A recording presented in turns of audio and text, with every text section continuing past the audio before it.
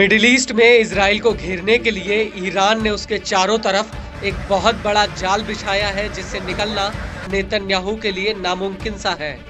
इसका सबसे बड़ा ट्रेलर 7 अक्टूबर 2023 को दिखाई दिया, जब हमास ने इजराइल के ऊपर जमीन, आसमान और समंदर से अटैक कर दिया। इसके बाद लेबनान का हिजबुल्ला और यमन का हूती इस जंग में कूद पड़े और इन दोनों के बाद सीरिया और इराक प्रतिरोधी समूहों ने इजराइल के खिलाफ मोर्चा खोल दिया, जिसकी वजह से इजराइल चौतरफा युद्ध मोर्चों से घिर गया। दरअसल ईरान इन सभी गुटों को हथियारों की सप्लाई, फंडिंग और ट्रेनिंग देता है और इन सभी मुखौटा संगठनों में ईरान के लिए हिजबुल्ला सबसे ज्यादा अहम है। लेकिन सीरिया में बशर अल असद की सरकार गिरने से ईरान को बहुत बड़ा झटका लगा। वो इसलिए क्योंकि ईरान सबसे पहले अपने हथियारों को सीरिया में भेजता था और सीरिया से ये हथियार हिजबुल्ला को भेजे जाते थे।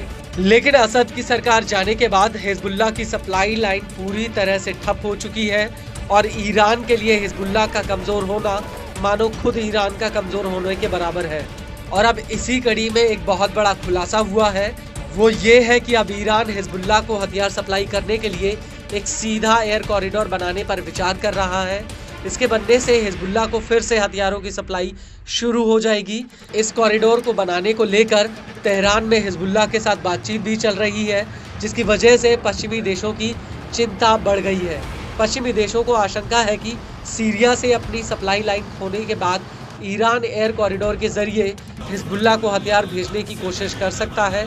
इसके लिए ईरान लेबनान के बेरूत एयरपोर्ट पर एक लॉजिस्टिक हब बनाने पर विचार कर रहा है, जिससे ईरान से हथियारों को सीधे लेबनान में उतारा जा सके।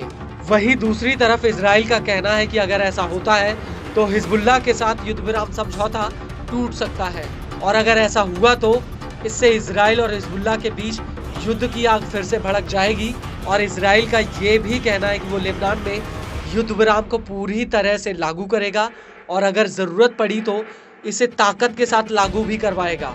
इजरायली मीडिया का कहना है कि इजराइल पहले ही ईरान से लेबनान जा रहे एक कार्गो विमान को इंटरसेप्ट कर चुका है और इजराइल का मानना है कि ईरान ने इस विमान में हिजबुल्ला को हथियार भेजे थे।